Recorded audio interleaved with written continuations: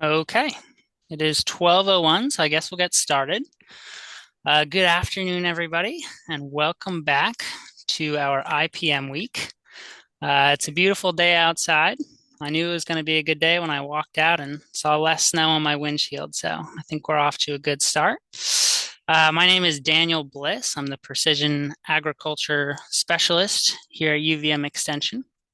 And today, Heather has graciously allowed me to take over her role as host for our third day of the 2026 IPM week.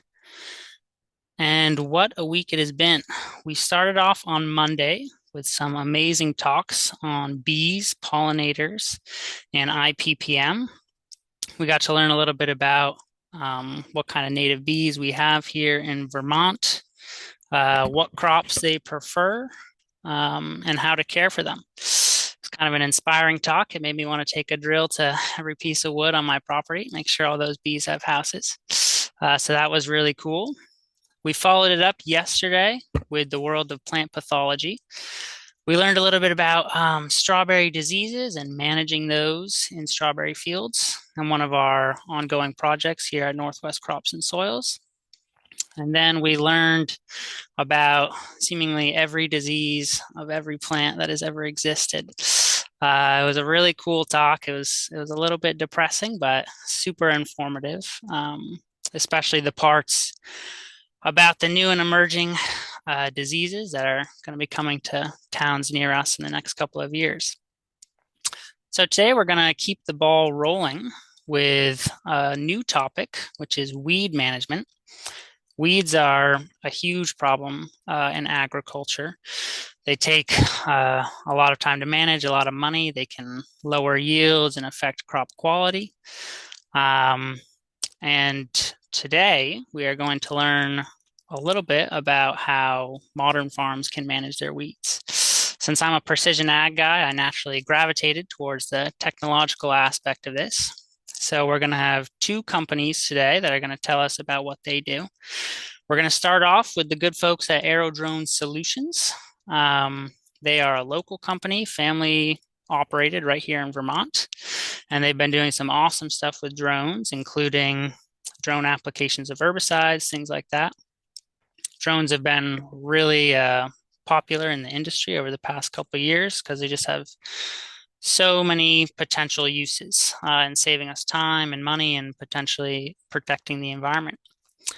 Then after them, we're going to have Jared Brown of Greenfield Robotics give us a talk on the company, which is out of Kansas. They've been doing some really neat stuff with automated weed killing robots. So we're going to learn about those, which should be really, really cool. And we might even see those robots here in Vermont this year. So if anybody is in Franklin or Grand Isle County this summer, you want to keep your eyes peeled because you might just drive past the future of agriculture. And it doesn't stop today. We have 2 more days of IPM week. Tomorrow we have a really cool talk about the Endangered Species Act and pesticide use in Vermont with Steve Dwinell. And then on Friday, we'll finish up with a seminar on early season crop pests and neonicotinoids, which, being a contentious subject, should be pretty interesting to listen in on. So before we go any further, I just want to give a shout out to our funding sources, the USDA NIFA, Northeast Extension Risk Management, Vermont Agency of Agriculture, Food and Markets, and the One Hive Foundation. These guys allow us to do our research. They let us host cool events like this IPM week. So we're really grateful for their support. And we could not do it without them. Some of you I know are looking to get CCA credits. If you want, feel free to scan this QR code now. If you miss it, no worries. We're going to have it up again at the end of the talk. So one last thing, we're going to manage it the way that we have for the past 2 days. We'll let each of the groups give their presentation, and then we'll come back for about 10 minutes of questions at the end. So if you think of any questions during either of the talks, feel free to type them into the chat, and we'll get to those at the end. Now I will stop talking, and I will hand it over to Aero Drone Solutions.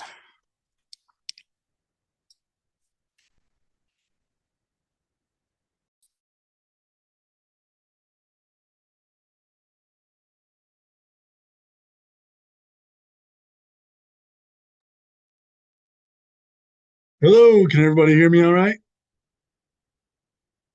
Okay. Good afternoon. I'm Dan Lathrop, and this is Christina. we're here to talk a little bit about drones and how we're going to use drones in Vermont and how it's been helpful with Vermont having very wet uh, past few years. Tractors not being able to get out on the farms to be able to uh, spray pesticides or herbicides and seeding, and we can do this all with the drone.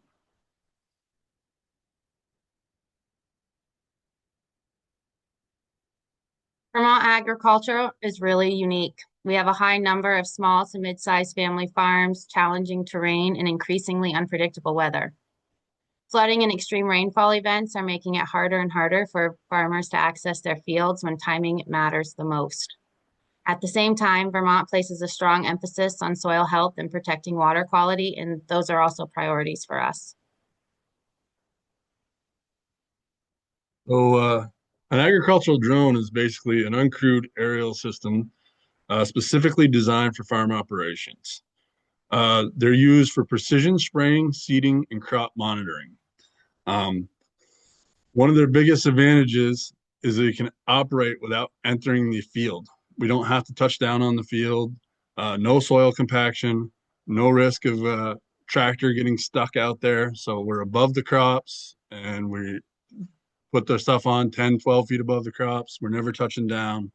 Um, um, a drone is a great tool. It's not made to replace tractors. You still need your tractors to do your work, but we can go out there and get the stuff down in a timely manner um, when the soil's wet or you just don't want to get out there or can't get out there with a tractor.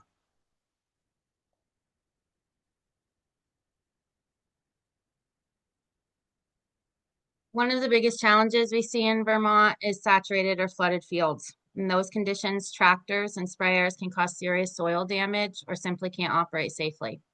Drones can be deployed over these fields without touching the ground, allowing farmers to stay on schedule while protecting the soil. That access can make the difference between crops and losing it.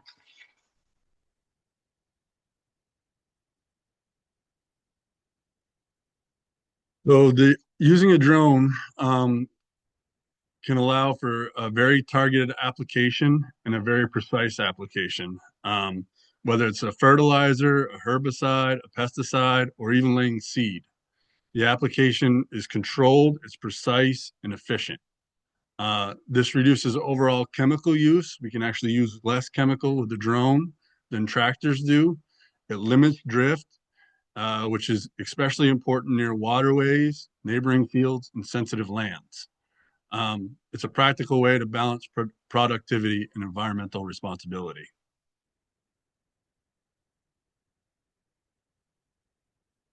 We started Aero drone solutions in response to real flooding events that were happening here in Vermont. I'm sure you all remember all those floods. They took out a lot of crops.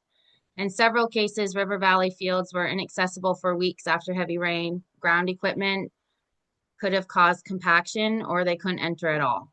Using drones, we were able to apply treatments without entering the fields, helping farmers protect crop health and reduce losses during an already difficult season.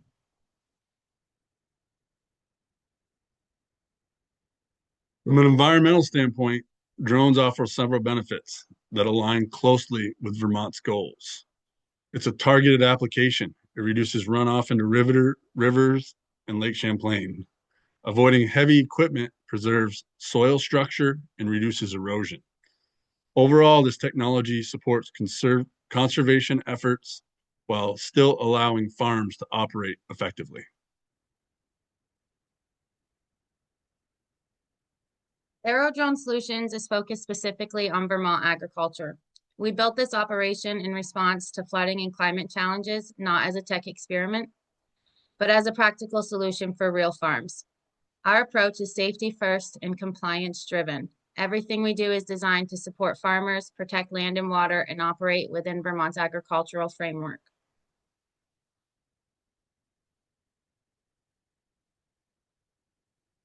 So, just a quick word about my background here. I have over 25 years of professional aviation. I'm a licensed corporate aviation pilot, fly for a family and their business. I'm FAA Part 107 certified, licensed commercial pesticide applicator, and certified for aerial applications in Vermont. I hold a Bachelor in Science in Aviation. This background is important because precision, safety, and regulatory compliance are, are central to be safe, efficient, and effective. I like to tell people he's overqualified for the drone.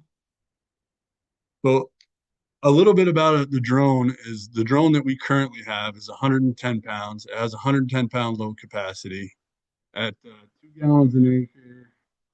Putting on a pesticide or herbicide, we can get in about 30, 32, 35 acres an hour on a decent sized field. Um, we are in the act of purchasing and getting a larger drone that is going to be a U.S. built drone. It'll lift 220 pounds and we'll be able to do upwards of 58. So adding that drone to our business as well as the older drone, we're going to be able to take care of people's farms when they need it done in a timely manner. Um, so drones are not really a replacement for traditional farm equipment. They're a tool. They help farms stay resilient after extreme weather, protect soil, water resources, remain productive when conditions are challenging. We see the technology as one way to support Vermont farmers and long-term health of our agricultural land. We want to thank you for your time and letting us display and family friend business based in Eden, Vermont, and we're here if anybody needs any help. Uh, please reach out to us. Check out our Facebook. Please follow us on Facebook.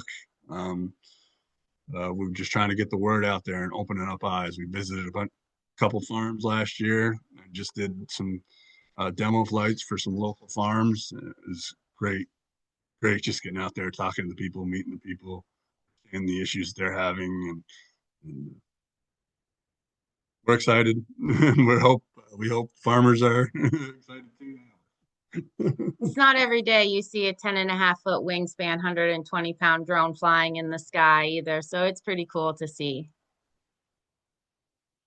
We've also done some pumpkin patches, so small stuff like that, orchards, pumpkin patches can really benefit from this stuff too.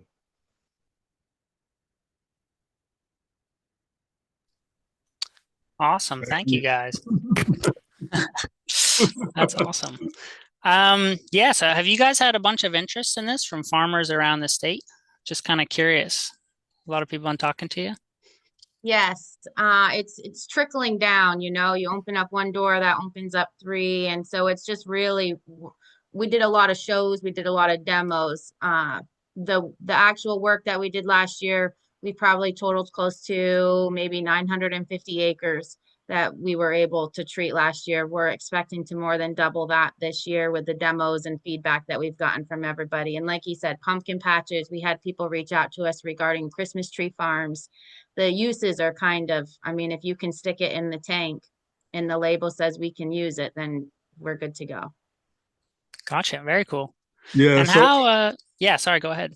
and so the farms we did last year, a lot of them were just like, we want to try this out. We want to see it.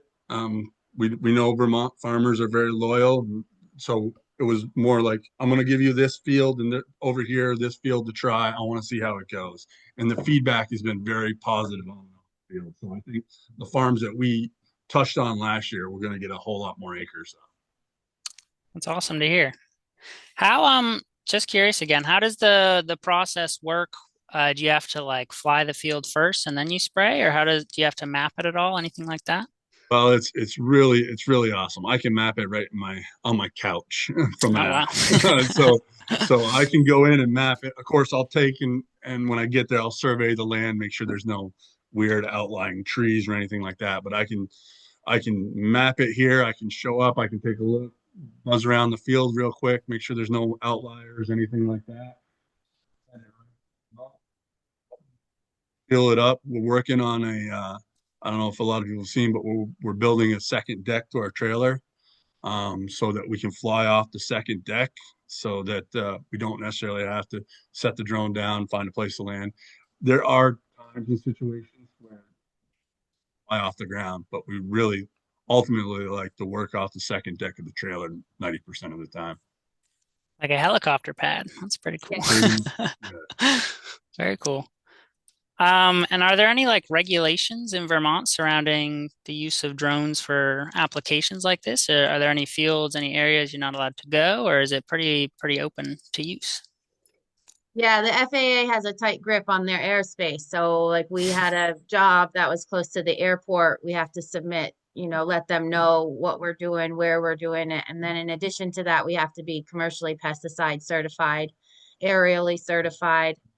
Um, there's a lot of requirements. The labels have to say that it can be applied airily. There's some stuff that it's not, but most stuff is, if you don't, what you typically use cannot be applied airily. There usually is a substitute, but most stuff is allowed to be applied. We have to go. Yeah.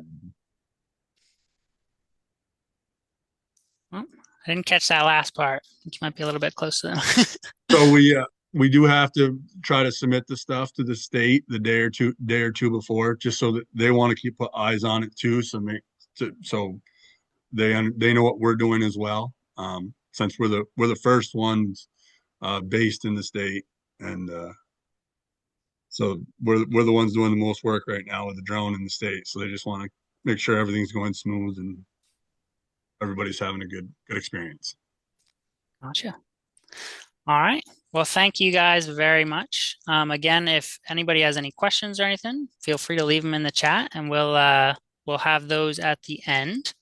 But for now, I guess we can move on to Jared Brown of Greenfield Robotics.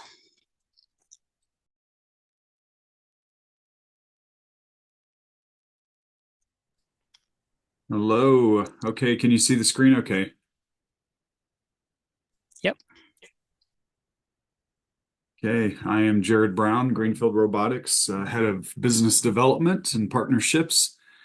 And we're going to talk about our little yellow robots here. Greenfield started out for the purpose of eliminating chemicals. And so we saw this problem in agriculture. The no-till, first off, we started in Kansas, and so there's a lot of no-till and obviously a lot of conventional farms that rely heavily on chemical herbicides for weed control. And over the years, these weeds are developing resistance, and the chemicals are increasing in cost, and the chemistry has to change frequently. And it's linked to a lot of diseases, including cancer and Parkinson's. And so that was the problem Greenfield was trying to solve. A little background on glyphosate. I'm not going to read all the fun facts here, but glyphosate was originally created in 1950 by a Swiss chemist. It was repurposed in 1964 to be a drain cleaner. And then repurposed again in the 70s to be a herbicide. And then in 2010, Monsanto got a patent awarded as a antibiotic. So, and we allow a certain percentage of that in our foods. Couple of facts on this, not going to read the whole chart, but herbicides in human health, 80% of Americans, this was in 2022, will have glyphosate in their urine. That's coming from either food or being in a field when you're spraying it. I'll move to the next one. It also causes soil health issues. And so I think of the soil a lot like your gut health. And if you have the right microbiome and all of the good bacteria is working together, you can fight off a lot of disease and a lot of pest, and soil is the same way. And so that was another problem that we wanted to solve, is improve soil health. Some recent studies, these are over the last 4 or 5 years, 100% of the top 20% fast food brands had glyphosate residue in their food. The highest levels detected, you can see 213 parts per billion and 225 parts per billion. Doesn't sound like a lot, but when it's everything you eat, it adds up. And so some of the lowest levels were Chipotle, and the highest were Panera. Chipotle is an investor. I think I've got a slide in that in Greenfield. So very interested in keeping chemicals down in your food supply. So that's what led us to where we are today. Our founder, Clint, his father came down with Parkinson's, and they attributed that to exposures to chemicals on the farm. And so when Clint took over the farm, he sought out to figure out a way how to farm without chemicals, and growing 110 different crops in greenhouses and in fields, figured out very quickly that it was very hard to farm without chemicals. And so and to be an organic, particularly in a no-till environment. And so that's where the robot idea came from. And so you can see this long line of robots. These are probably the 6th generation, and they've even changed since then. But we've been running in fields, swarming since 2020, and in paid fields for the last 4 years. And now they also do foliar feeding on top of cutting weeds. In 2025, we operated in 7 states, and in 2026, we will be in 17 states. And happy to say that Vermont is one of those states. We'll have 6 of these little guys running around. So, and they're being used in organic systems, conventional, non-GMO. I would say most of our customers are conventional, and they're using them for post-planting applications. Another problem that we were solving is this large equipment can wear you down. It's a lot of work to keep them maintained, if you're even able to maintain them yourself. And it's a lot of work to run them, a lot of time in the field and in large equipment, and our robots run themselves. Well, I don't know if I guess I probably should have tried this, but is this going to work? I don't need audio, but I'll just a real quick video. I'm not going to let the whole thing play, but you can see them running in a field. You can also find these videos on YouTube. But these are fields in South Central Kansas, just examples of them running in a swarm. The robots run through the field, will not go down a road that's already been ran or that another robot is in. You'll notice all of these have wheels. That is changing. I've got a picture later on in the slide of tracks.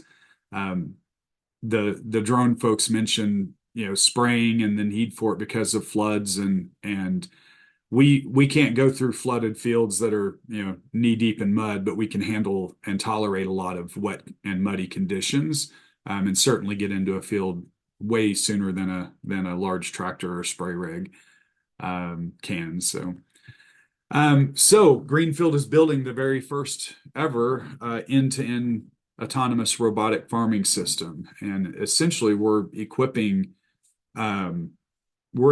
farms and farmers to be able to go no-till organic. And it doesn't mean you have to be certified organic, but it allows you to farm chemical-free from end to end. And the way we do that is we incorporate cover crops.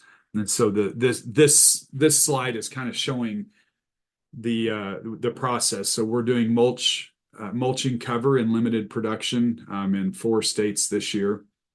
And that's going to be done with our next generation robot, which I'll show you a picture of here in a second. Then we're also planting. We're foliar feeding. We're cutting weeds, and then in the fall, we will plant the cover crop that we then mulch in the following spring. And so it's creating this end-to-end system where we're doing everything except for harvest. This is the next generation bot. This does not replace our existing bot. This is a completely different use. This is what mulches cover crop. It's definitely a prototype. It will not look like this. It's not going to be clunky looking.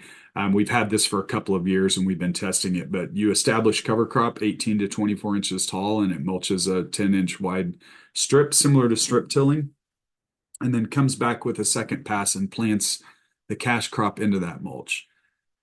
We've been testing this process for 4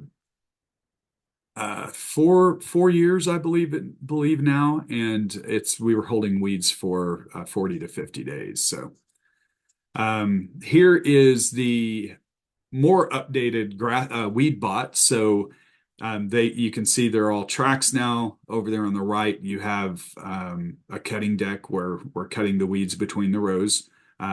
By the way, this is designed for 30-inch or greater crop rows. So we're cutting the weeds between the rows. And then on the back side is the foliar spray system. The tank is right above the tracks. These are 2025 bots. The 2026 are going to look a little different. They start manufacturing those here in about 2 weeks. So, and then this one here is also in development. It's the same robot, just an attachment. This is where we're going to be planting cover crops. So we've been using it for a couple of years, but still doing some metering and understanding what seeds we can run through it and all of that. So hopefully that will be commercially available towards the end of 2026. We're all about regenerative, keeping as much biomass in the soil as we can and improving soil health, having a sustainable food supply, increasing crop nutrient density, and eliminating chemicals is one of the first steps in doing that. Big market opportunity. I don't usually talk about this, but just as an example, I think most people are aware, but there's 250 million acres of broad acre crops in the U.S., 100 million of which are soybeans, cotton, and sorghum, which is primarily what we ran on. We run on a lot of corn as well, though, now. But we are one of the few robotics companies that is focusing pretty much entirely on broadacre crops. We are working in specialty environments, but we see an opportunity because a lot of the Silicon Valley tech companies aren't focusing on broadacre crops, and frankly, that's where the majority of the chemicals are being used. So we see an opportunity there. Besides cutting weeds, we're also considered a sub brand on labels, and so this is I think Greenfield is the very first ever ag equipment company that has been a sub label on a food product. This is on sweet corn that goes into Whole Foods, robot weeded, without chemicals. And so our thought is that when you see the Greenfield Robotics name, you associate that to clean food and low chemical or no chemical ingredients. And so we're really excited about this and looking forward to associating with other brands in the future. That went really fast, but here that is the end, and I'm happy to answer any questions at the end here. So, thank you as well. That was super interesting. I do have a couple of just general questions on how the robots function. That might be helpful for everybody. How are the fields prepared before you bring your robots in to do their thing? In that sharing screen there, is that okay? I think that's fine. Okay, sorry. The field prepared, is that what you asked? Yeah, do you have to map the field or anything like that? Yeah, so we developed our process for surveying, and we actually use drones. We fly a Wingtra drone.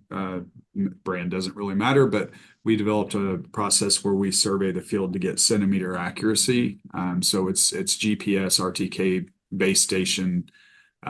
We use machine vision to identify the center of the crop row. We do this 14 to 21 days after planting when we fly the drone. And we're essentially identifying everything in the field we don't want to hit. So where's the center of the crop row? We use that to determine the center line between rows, so the center of the crop row.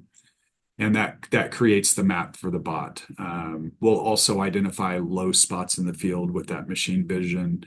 If it's an irrigated field with pivot tracks, we can see that. We can see any depressions in the ground more than 6 inches and large obstacles. And so we use that to map the fields. And there's also feelers on the bot that will act as a backup. So if you get into some slippery, muddy areas or sandy soil that causes the bot to slide, it'll correct itself if it hits crop.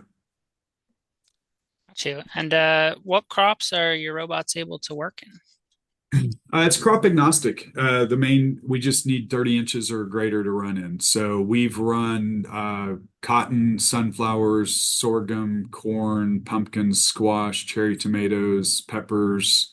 We're running in a lemon orchard in California, vineyard, avocados. So it's crop agnostic. We just have to have the space to run. Gotcha.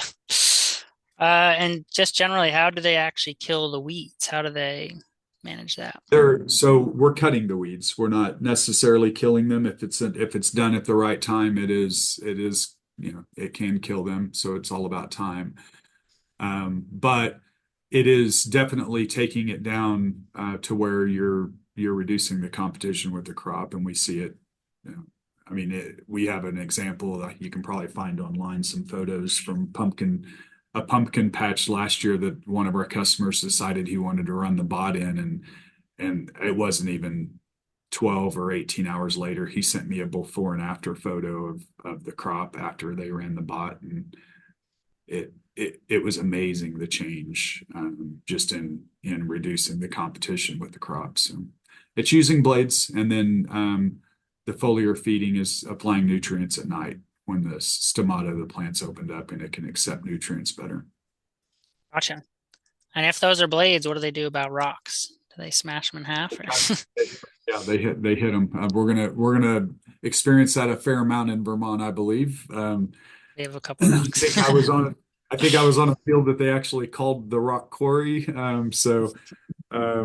But yeah, we need the field to be somewhat cleaned out. It's not going to necessarily hurt the robot. If it hits a rock, it's going to stall the motor out and you're going to go through blades more. But ideally, everything's kind of mostly cleared out if it sits up, high in the alleyway anyway. Gotcha. Okay. Well, we have some questions in the chat that we can start going through. I believe that the first one is for Aero Drone Solutions. Myra asks, does a nearby airstrip preclude the use of the drone? It doesn't. There are some limitations, but it's basically we would need the information of where we were going to spray or cover seed ahead of time, so we can get authorization in that spot. But it doesn't necessarily mean an airplane close by that we cannot work there. Okay. Let's see. Next one is, how are the robots fueled? What do they run off of? That would have been handy to mention actually in the presentation. They run electric, so they're battery operated. Two lithium ion batteries, 6 kilowatt hour power, and they operate on a hot swap, similar to a drone. So that they return home when they need battery swapped, and takes 30 seconds to swap them.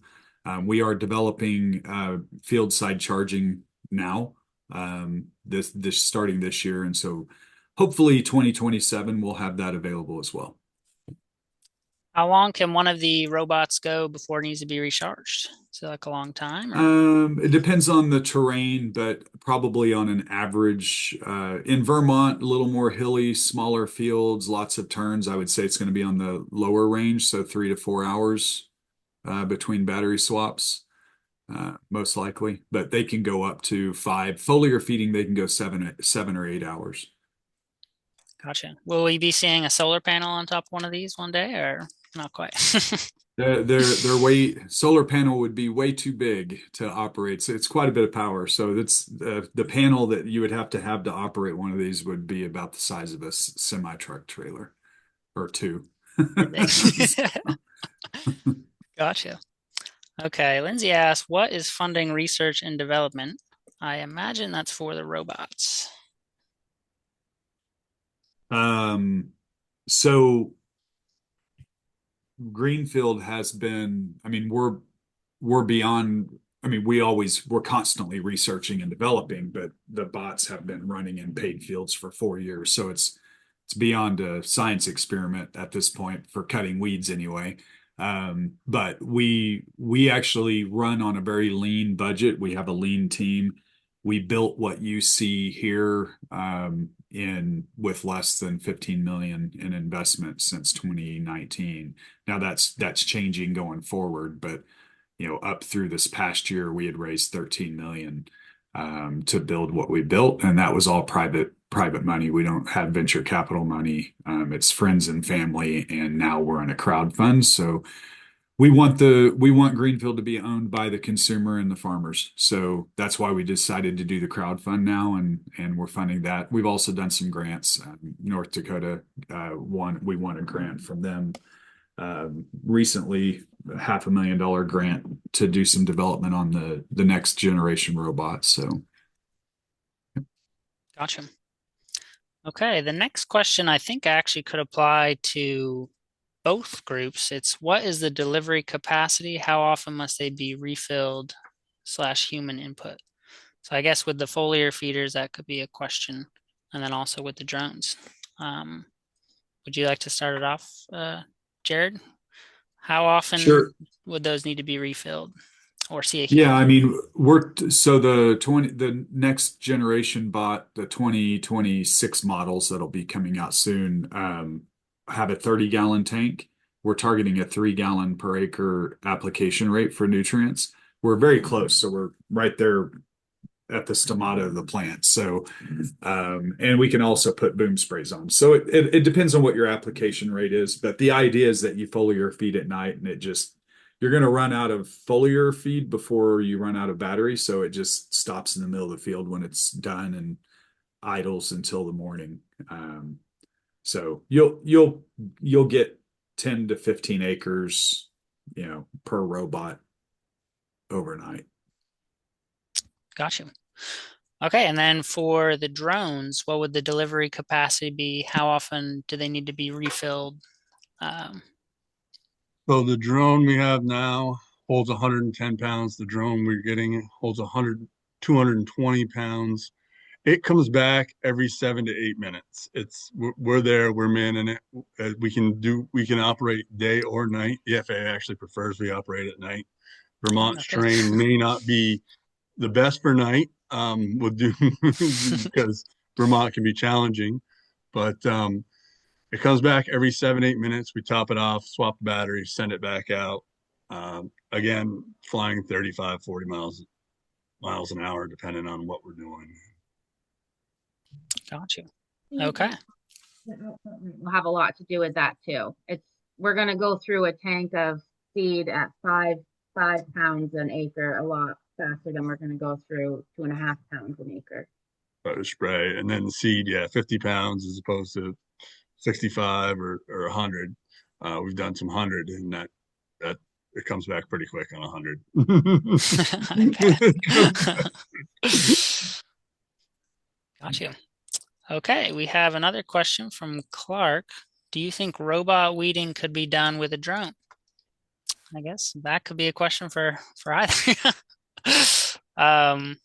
Yeah, do you think it can be done with a drone? They're doing crazy things with the drones. They got ones they're putting pressure washers on them now for cleaning off solar panels. They got blowers on them. The drone stuff is growing all the time. I could see them figuring out a way with a boom that drops down or something. The technology is just it's going crazy. So I could see it happening, not right now as far as weeding with the drone. There's not anything out there right now, but Yeah, you're going to see an ADS and Greenfield robotic partnership sometime in the future, I'm sure. Awesome. Jared, do you have any thoughts about robot weeding with a drone? Well, I think that drones are playing a role already. So we use them obviously to survey a field, but we're also in the future, so we're working with developing beyond visual line of sight work in drones and using them to survey, to identify where weeds are so we can get more precise weeding in the field. I don't know. I mean, I'm sure they could figure out a way to actually use a drone to cut weeds. I'm not sure it'd be the most effective. It would probably only work in a highly tilled environment. It's not going to work in no-till organic. Makes sense. We have another robot question. Why do they have headlights? And are humans required to monitor the operation? So the lights are safety only. It's basically so you can see them in the field. They're relatively quiet, and so it helps for that. And also, it does help if we are wanting to look at a camera and they're running at nighttime. It helps light up the path, and you can see a little bit too. But it's primarily a safety. There's a camera on the front and the back on that pole that you see sticking up. So that's really for the operator to be able to monitor if they want. As far as monitoring, we have monitored them remotely in Kansas in the past. If there was a robot operating in a field, there was somebody watching it remotely, just watching it on a screen and reacting if something happened. Our plan is that we will not be monitoring a robot 100% of the time now. The farmer will deploy it. They'll use voice to activate it, and they'll leave and they'll get text messages or phone calls from the robot if something needs their attention. But they'll be able to voice control everything via phone.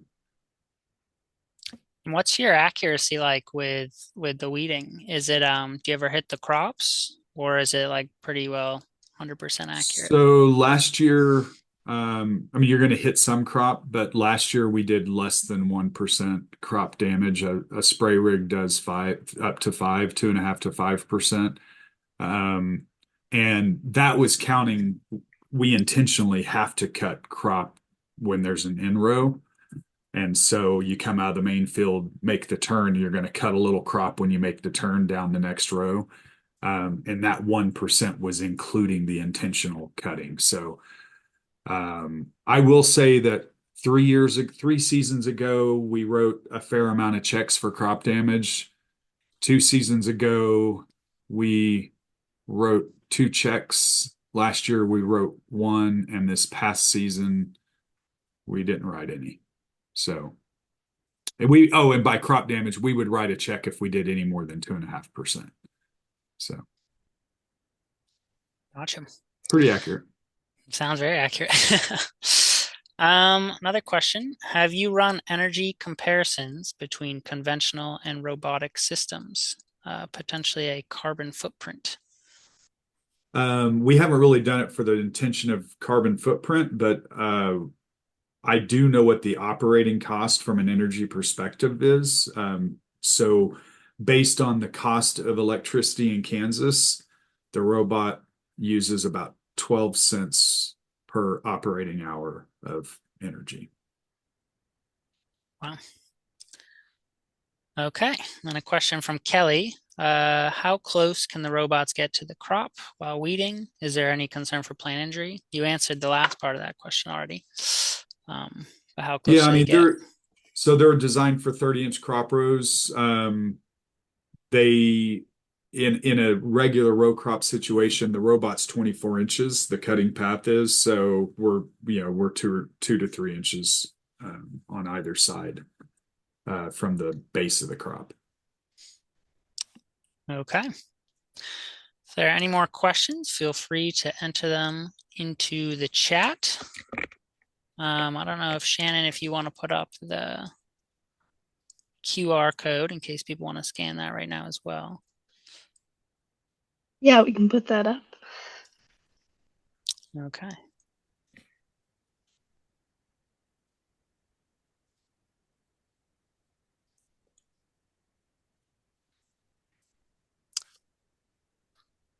All right. Well, thank you guys very much for presenting. We really appreciate it. That was super interesting. Again, if anybody else has any questions, feel free to put them in the chat and we can get those answered. It's not every day that we have people from Kansas and Vermont here to answer our questions for us. So if you want to use up their time. I will say, just since we have a little bit of extra time, there are some honorable mentions for precision weeding equipment that we could have talked about today. I know that there's been a lot of work on AI systems for identifying weeds. I think Sentra has a smart script program which they're doing, which targets weeds down to 1/4 of an inch, I think. And so they've been using those to pair with drone applications of herbicides, things like that, to help map weeds in fields and kind of get us closer to more precise weed management. Do you have another question just came in? What, if anything, happens when the robot comes into contact with wildlife? Skunks come to mind. So right now, it's not going to be a pretty sight. My guess is that it'll scare the wildlife off. We are putting in as we speak, and hopefully by the time we operate for this year, we'll have object detection, so it'll stop if something's in front of it. Currently, though, if it's not mapped and it's in the field, it's gonna hit you unless somebody's monitoring and watching and can shut it down. But that's hopefully changing before we're running in fields this year. So they're actively testing it right now in Florida. We have a 14-foot gator that likes to lay in the field in the middle of the night in Florida. So we thought, it probably would be a good idea to put some object detection in that. I guess you could use it for raccoon control. We could use that around here. So I guess we could do the same question for Aero Drone Solutions. Do you guys hit any birds or anything? What's the deal with wildlife? Nope, been fortunate. Birds like to steer clear. Have had some hawks circle it, take a look at it, see what's going on. But seen some deer while doing it, but we're above them. We're above them. Gotcha. That's good to hear. Okay, we got a question from Andy. He said, are there any plans to use the robot's navigating automation with various tillage tools versus the knife mode of action? I'm sorry, versus is what I was supposed to say. There's going to be, we want to think of these robots as a small tractor that you can put attachments on. And so farmers can attach their own, specifically in the next bot that's more powerful. Greenfield does not have any plans to do anything along the lines of cultivating because we're all about not cultivating and, being no-till and providing tools to allow other farmers to be no-till. So, but there are opportunities to have attachments that can go out and sling out into a vine row or something and do some cultivating. But my guess is that'll just be a third-party attachment in the future. And you did say that some of your future ones will be planting as well. Those are no-till planting robots. Is that true? Or yeah, so we'll have the seed spreader for planting cover crops, so it's just broadcasting. So it'd be kind of similar to a drone. And then we have the other robot is actually planting cash crops. So it plants into the mulch that it creates, and that mulch keeps the ground crop row covered, which suppresses the weeds in row.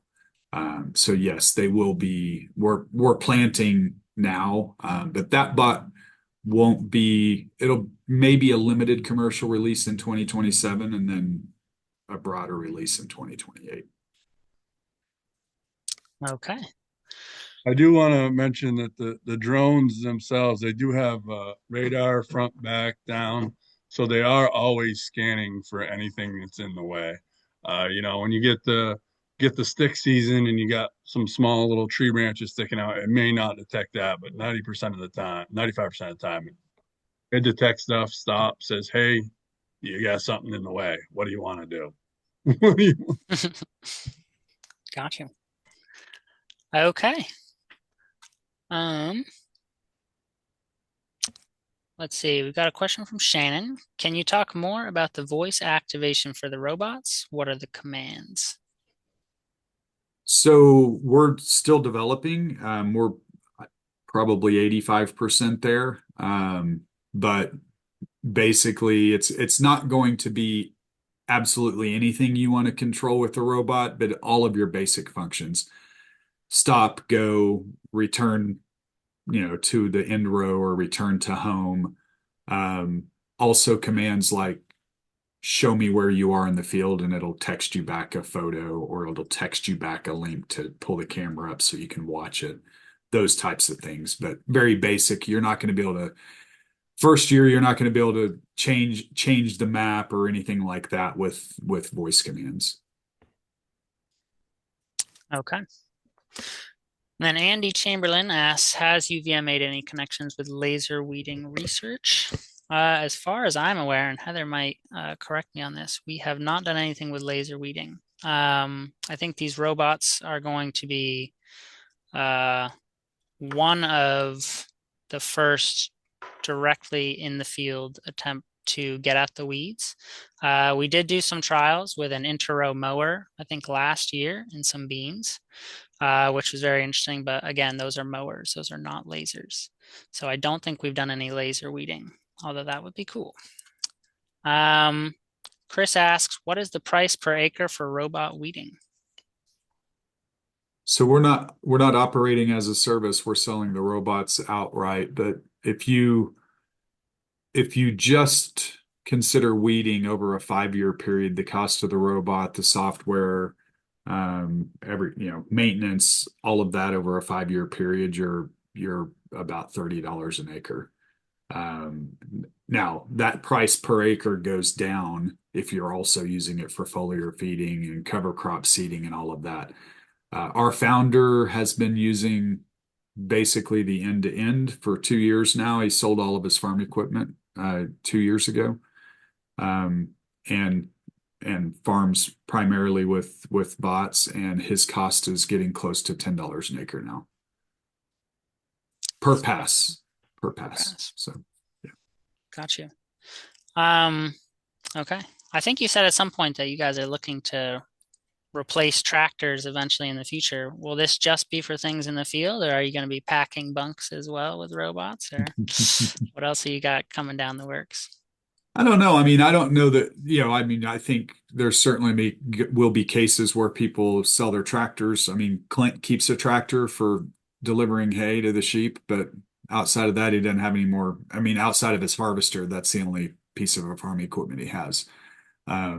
So I can certainly see situations where farmers sell their spray rigs, they sell some tractors and use this.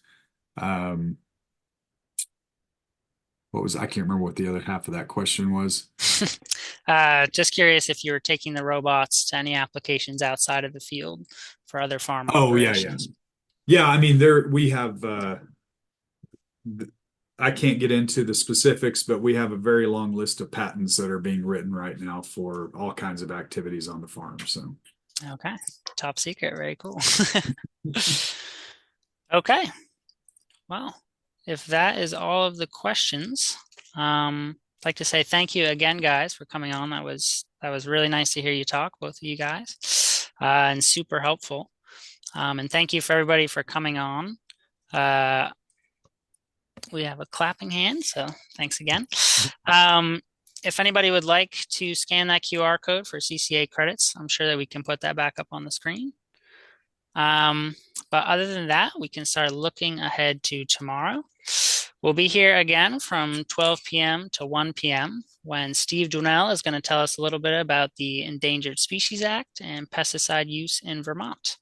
And don't forget that we will also be back on Friday for a couple talks on early season pest damage and neonicotinoids.